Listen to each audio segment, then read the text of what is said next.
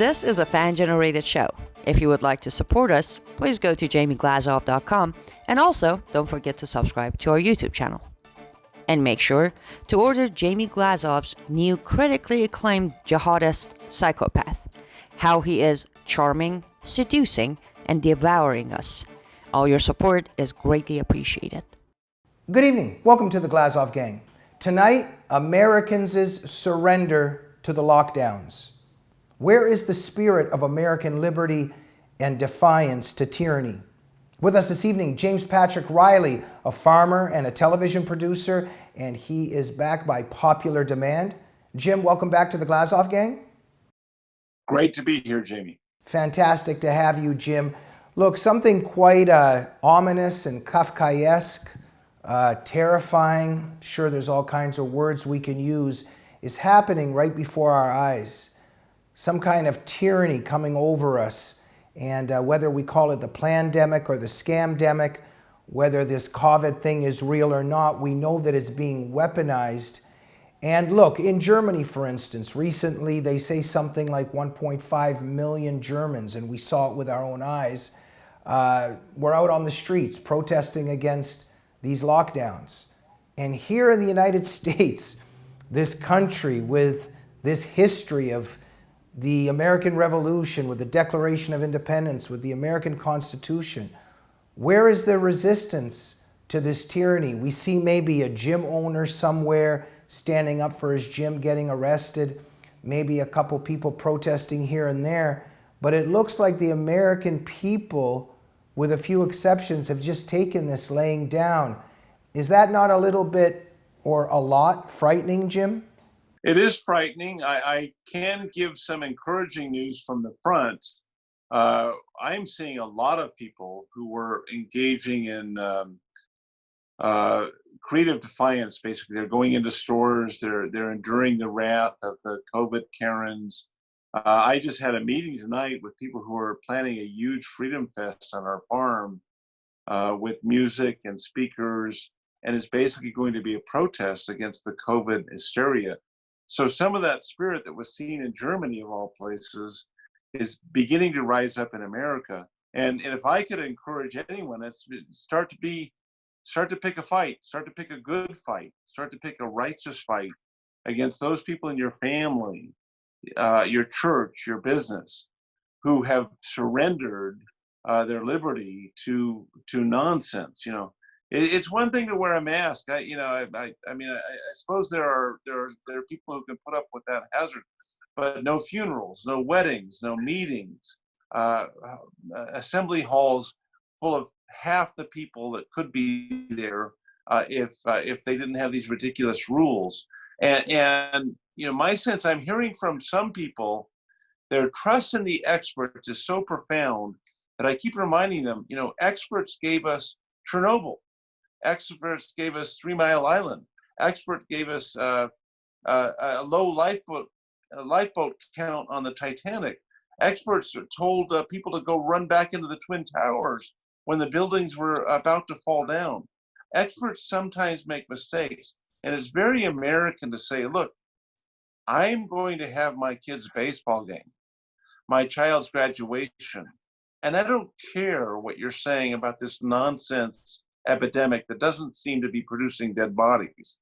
I've been saying throughout this crisis, when I have to push a dead body away to get the frozen peas and bonds, then I will believe you. But it's not happening. This is not a biblical plague. And people need to turn their minds on. I'm glad Germany appears to have done that. Well, right. And then there's this question of why people's minds are not on, how they've allowed this. And when we talk about this, we know that something's not right. We know that Fauci, for instance, was giving all kinds of advice, all kinds of quote-unquote suggestions of what can and can't be done.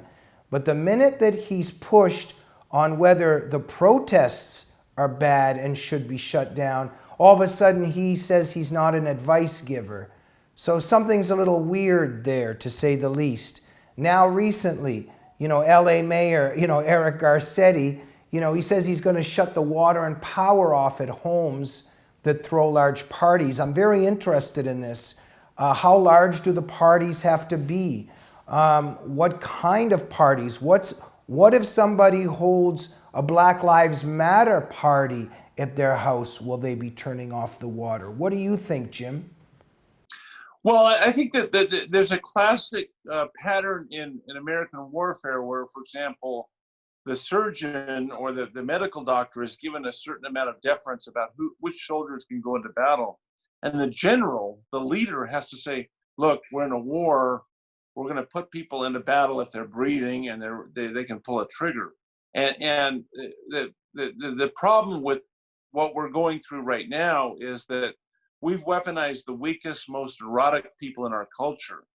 And the kind of people who've been counting how long you've been washing your hands after they hear the toilet flush down the hall, the kind of people who recoil at you handing them an apple with your bare hands, basically. These are neurotic, Adrian Monk type characters who would be funny in a sitcom, but are actually terrifying when they've been set loose on society. And I believe that we have to get a lot more belligerent. John MacArthur, some great pastors in the West have begun to say, we're having meetings, we're having church, we're going to worship, and this is the province of the church. It is not the province of the government.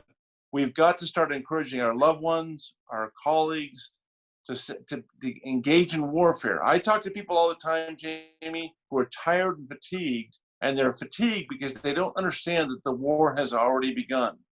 We are fighting the war right now, and we've got to encourage our friends and loved ones to fight it. I know, Jim. My little laugh here is more of a tragic one in the sense that those of us conservatives who have been fighting have been saying this for years and decades. And so this war is nothing new, and the war on many realms has already been won by the left. And this is the tragedy of conservatives. I mean, they've allowed the left to take over the culture. The culture war is finished. It's dead. I'm not saying that maybe there can't be a rebellion and there could be some hope because people like, David Horowitz and Ben Shapiro and Larry Elder and Candace Owens and these heroes are still out there, including yourself. But Antonio Gramsci taught the troops back in the early part of the 20th century, grab the culture. Once you have the culture, you have the power.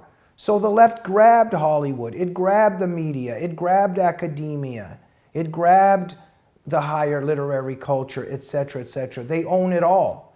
And so when do they wake up? I mean, conservatives like to have trim lawns, they like to be nice. Overall, it's that spirit of Romney and that third foreign policy debate with Obama. He wants to be nice. Conservatives want to be nice. And many of them, they frown on people like David Horowitz that fight on the front lines. They believe that leftists are just like us. We all want the same thing. We just disagree on how to get there. Completely wrong. Leftists hate us. The left hates our society and our culture. They want to destroy it. So look, I could go on and on here, but there's a tragedy here, Jim, because I would say most or a very large percentage of conservatives are still in their slumber, and on many realms the left has taken over, and that's why we see what we see. Well, yeah, I mean, I think that conservatives actually are the way they are because they're making a living, they're providing a product, they're paying their workers' compensation insurance, their liability insurance, they're making sure all of the buttons are pressed and everything, all the ducks in a row. But they're up against people, and they don't quite understand this, that are asking their public school children to observe Harvey Milk Day in California. Harvey Milk was a pederast. He was a child molester, and they're asking their children to celebrate what for them is a moral travesty. But they're asking us to pay property taxes and sale taxes to maintain a public school system that doesn't even want to remain open. These teachers don't want to return to school because they're afraid of a virus that has a survivability rate of 99.85%. We're being asked to pay for a monstrosity that does not work, and we're too kind and polite to raise our voices. Our children, our colleagues are saying, just go along. I hate to dramatize this, but sew on the yellow star and do what you're told, and everything will be fine. But churches are now being closed, businesses are being closed, and we're being told at the same time to pay property taxes, sales taxes, massive insurance bills, and it can't be done. We are at war. That's why so many people are tired. They don't realize that we're at war now. We have to realize that we're at war, and we have to begin fighting back as hard as we can. Well, absolutely. Even on these little terrains of our battle, for instance, where I have to wear this mask or whatever you want to call this hideous thing, I just refuse to wear it. But if I've got to go get some groceries, okay, I'll put it on. But even after I'll walk in, like let's say I don't wear it perfectly or I still want to breathe, and I get these Karens more and more, if that's what we want to call them. But that's a very interesting phenomenon there. But it's escalating, and I have them coming up to me. It's usually very angry, rigid women in their 40s and 50s. But this is happening to me, and they're coming up. They're telling me to put it on properly. Something crazy is going on, Jim. Without doubt. I mean, we've heard stories of people having mace shot at them, being attacked for not wearing a mask. We've weaponized the most neurotic people in our culture who formerly thought they were a little bit unhinged for being so worried about germs, but now have been given a holiness message. Yeah. And it would be comical if it weren't shutting down so many businesses and destroying the greatest economy in the world. We have got to get big business leaders, big churches to say, nonsense. You folks have lost it. We're going to open our churches. We're going to open our businesses. We're going to restore the greatest economy in the world. And we will collectively defy you because our numbers are greater than you. John MacArthur opened his church. Now they're threatening him with cutting off his power and his water and fining him, basically. We've got to have pastors around California, the real pastors, not the fake ones, the ones who understand Isaiah 1, who say, when God says, I don't care about your sacrifices. I don't care about your holiday, your feasts or whatever. You don't seek justice. You don't rebuke the wicked. You're not a church.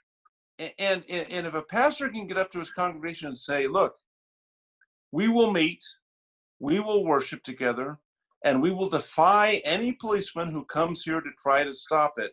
We are at war. And until we get them to say that, until we get them to say that and mean it, we're going to be on the way to losing this war. We've got to be put on a fighting stance, and we've got to make fighting holiness. Because people, I get people telling me all the time, I thought you were a Christian. You sound so mean and wicked. You sound so dismissive. I said, have you read the New Testament? Have you actually read what Jesus said? He called you folks whitewashed sepulchres. He called you rotting flesh in caskets. He called you vipers. At some point, we've got to get people to understand that Jesus is not the kind surfer, beach bum who loves everybody. He is the king of the universe. He's the emperor of all time. And until we start obeying him, we're going to be in misery. Well, absolutely. And speaking of Jesus, there's also the Antichrist forces. And I think something's going on right now where so many demons, if they weren't already running around up here, they're being released from the pits of hell at this moment because something seems like it's accelerating. And, even this hydrochloroquine business, I know people who didn't lose any sleep about this particular drug for 60 years and the side effects that might be happening. But now all of a sudden they're really worried about it. But look, we know that something's happening here to get rid of Trump. We know something's happening here to destroy the United States. We know there's a deep state and also an effort at a new world order. So a lot of stuff is happening right before our eyes. Last 30 seconds go to you, Jim. What's the message we should leave here with? We worship the God of all time, the emperor of the universe, the one who wins. And we may be ground to dust in the battle. It could happen, but we win.